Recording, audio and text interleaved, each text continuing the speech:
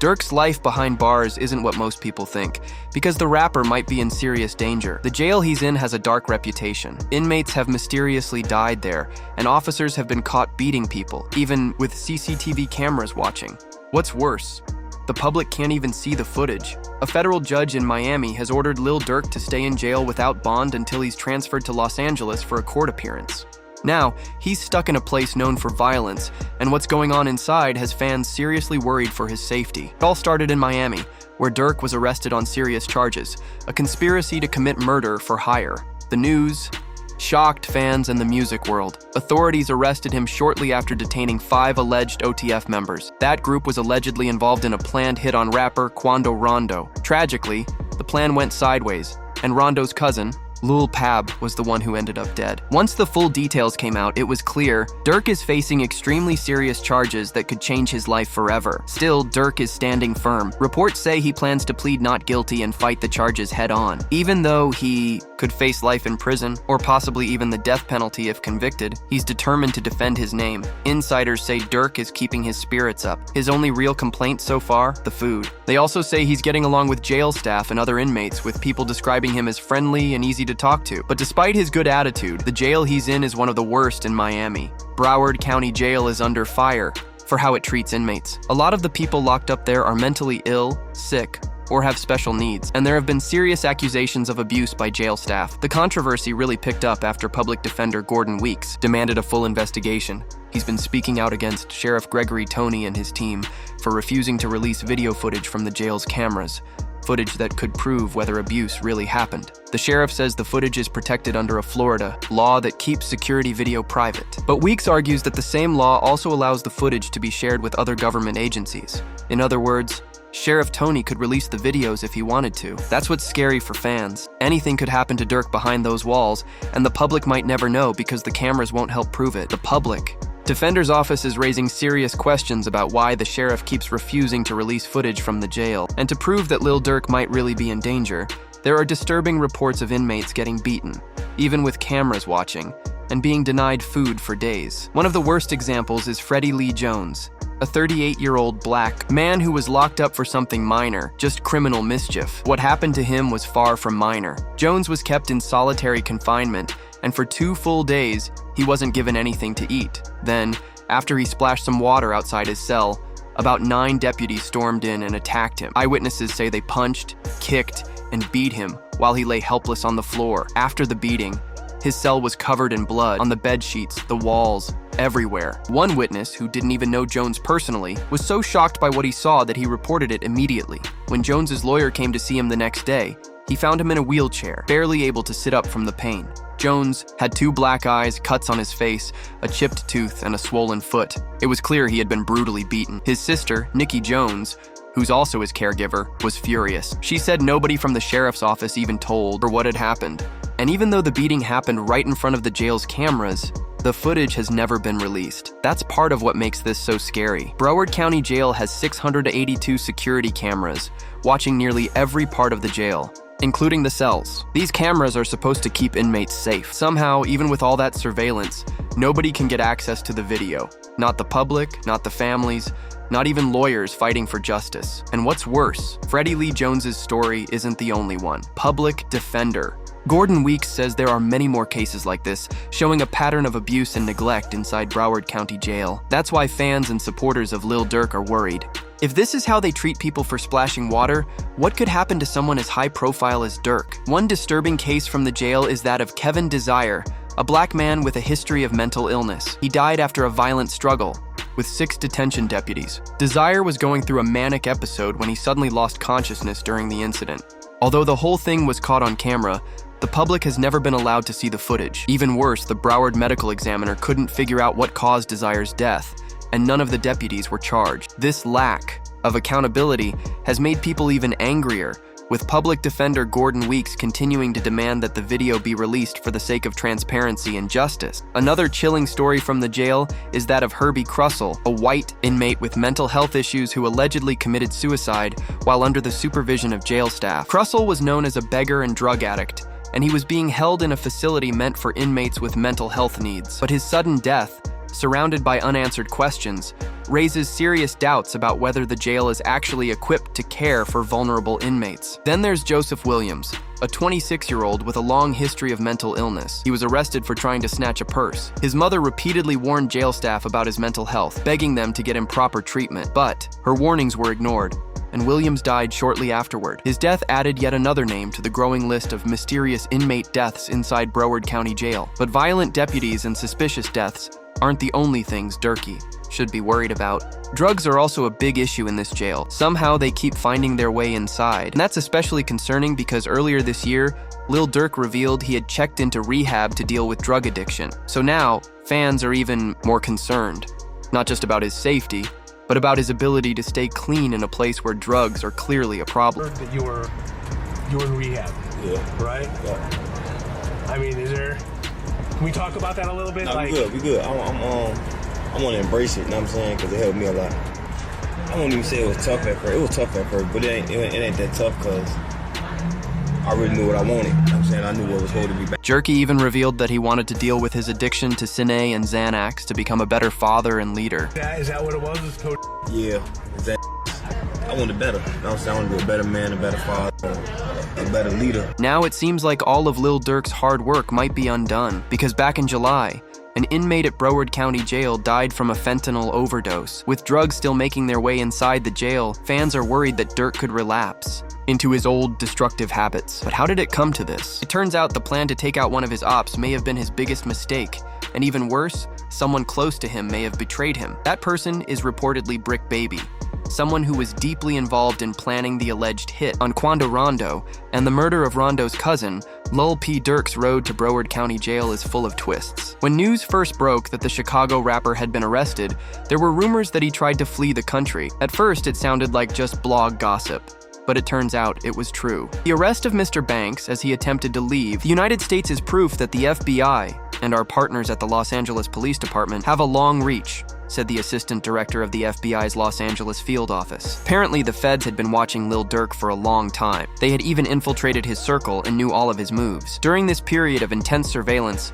Durk booked 2 one-way flights, one to Dubai and one to Switzerland, on October 24th. U.S. Customs and Border Protection immediately flagged the bookings as suspicious. To the feds, it looked like Durk was trying to skip town before the indictment became public. Although he never boarded those flights, the situation escalated when the FBI found out he had booked a private jet set to leave Miami for Italy. That discovery set off alarm bells. On the evening of October 24th, just an hour before the private plane was set to take off, FBI agents swooped in and arrested Lil Durk at a Miami area airport. Authorities moved fast to make sure he wouldn't escape justice. A federal magistrate judge ordered Durk held without bond until he could be transferred to Los Angeles for his next court appearance. But Durk wasn't the only one caught up in the indictment. 5 other alleged OTF members, Cav London Grant, DeAndre Dantrell Wilson, Keith Jones, David Brian Lindsay, and Asa Houston, were also charged in Los Angeles. According to prosecutors, the group was plotting to kill Quando Rondo, possibly in retaliation for King Von's death. As the feds dug deeper,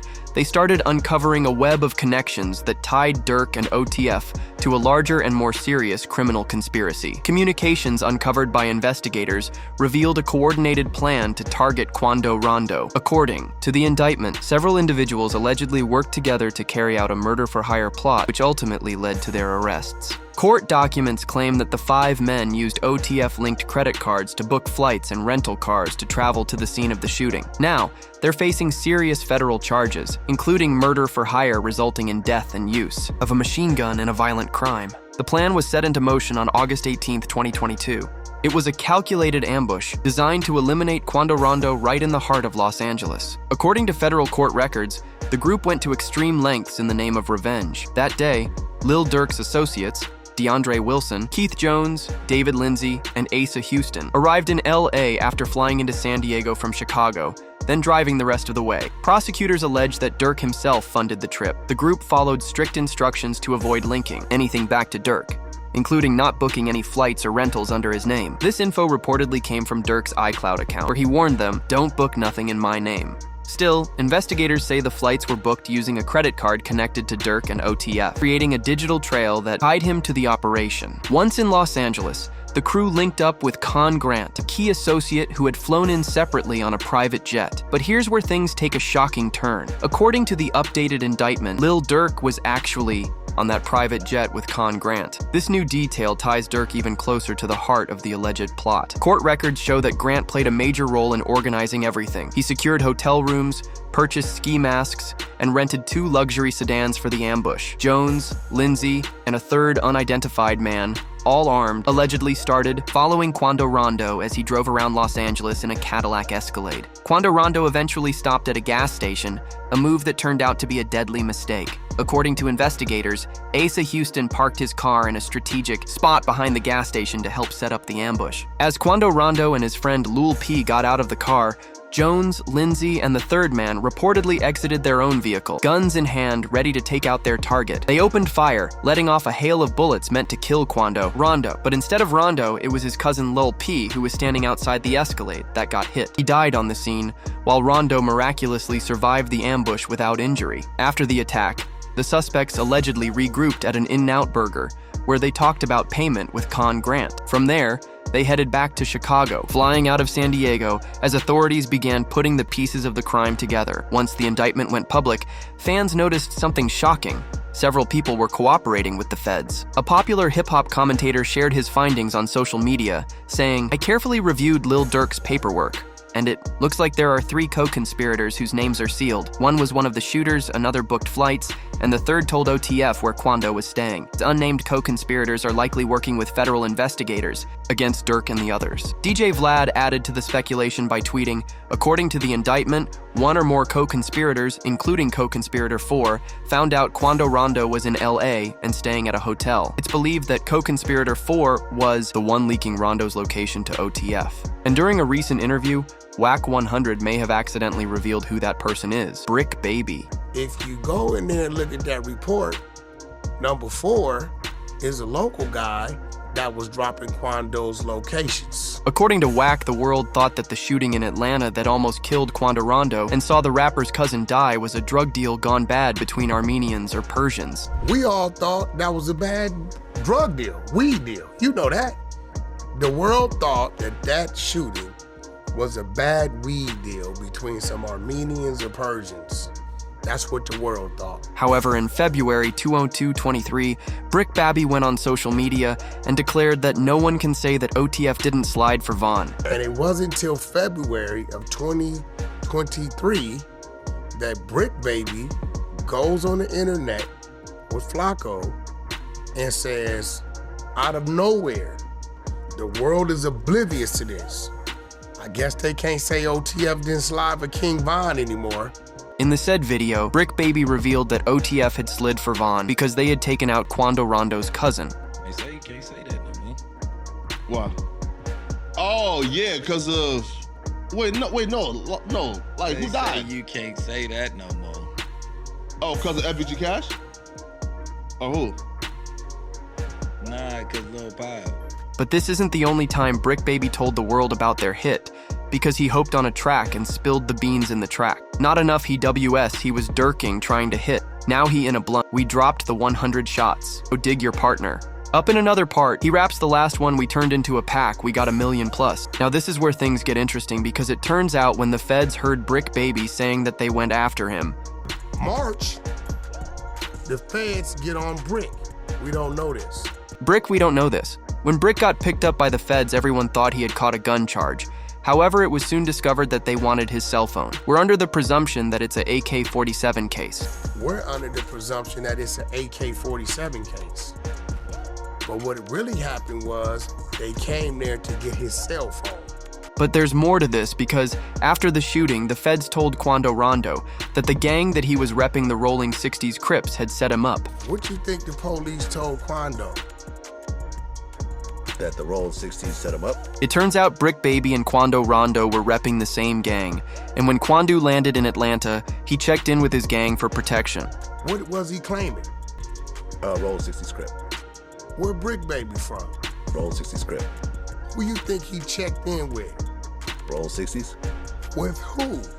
Okay, I see where you're going with this. It's kind of clear that Brick Baby might have dropped QU's location to his ops, Because after the shooting, the Savannah rapper took to social media to denounce his gang, claiming that they didn't have his back. But it also turns out that Brick Baby isn't the only one who went on the internet to talk about the crime, because the indictment revealed that Durk actually rapped about it in his music. What's crazy is that the indictment also mentions the exact song, which means that Duro's lyrics will be used against him in court in the track. Wonderful Wayne and Jackie Boy, which is in the indictment Durk raps, told me, "They got an addy, go, got location, go, green light, go look on the news and see your son. You screaming no, no, and all them hanging with him. If you know Durk was talking about Quando Rondo, who was caught on camera screaming after his cousin El Po was shot and killed by Duro's OTF shooters."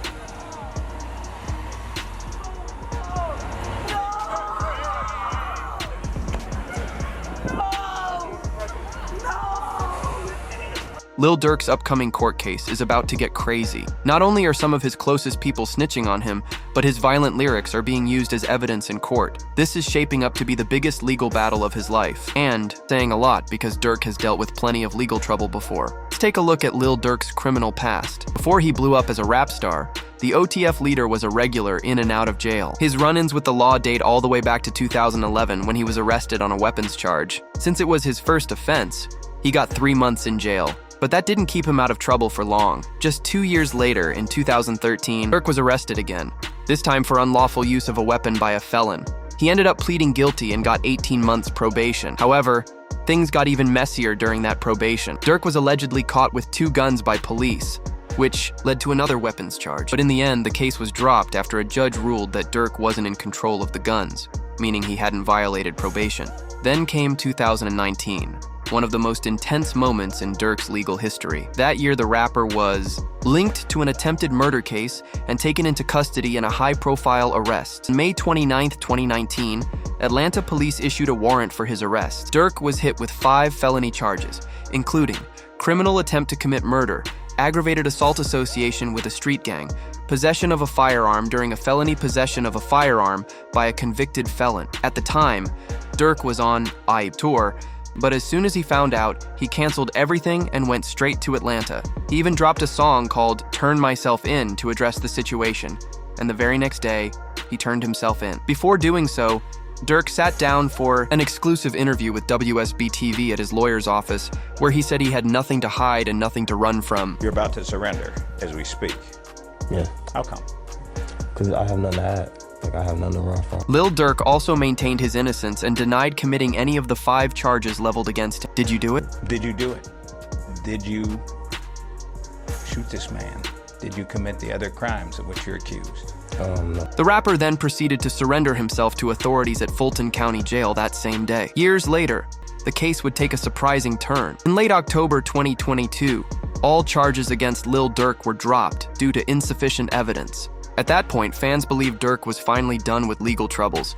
He had turned to Islam, entered rehab, and appeared to be making real changes in his life. He even took to social media to share that he had turned over a new leaf, saying, "Everybody should get second chances at life. It's about what you do with it. Alhamdulillah, my background wiped and clean of all cases. I ain't a felon anymore." Who would have thought? I want to thank everyone who helped push my vision forward. Thank you from the bottom of my heart. But that wasn't the only time Durk publicly committed to change. On August 18th, 2024, Lil Durk made a powerful declaration that resonated across the music industry. He posted on Instagram, "Don't label me nothing outside of a man, a father, and a 1000% Muslim." Then followed it up with basically what I was saying in my post in so many words: "You can't do both. I'ma be the one who say it. So if you follow me as a brother, a friend, an icon, follow me to my new chapter of life. When I rap what I seen and been through, not telling you to go do it." Huge difference. The music won't change, but my life goals will.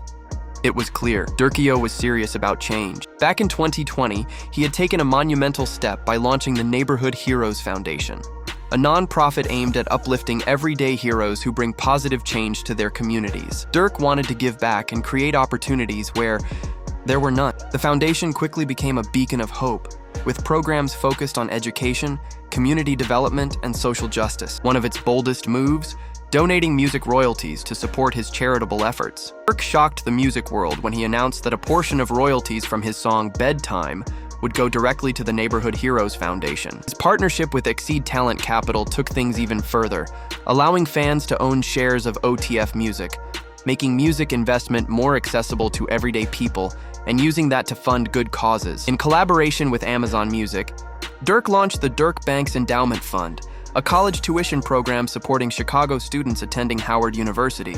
He kicked things off with a $250,000 donation to Howard's financial aid program, the Grace Grant. Students in his HBCU College and Career Readiness program received scholarships, further proof of Durk's mission to uplift the next generation. Durkio really tried to change his image. He turned his pain into purpose. He gave back. He inspired change. But now, he's behind bars again.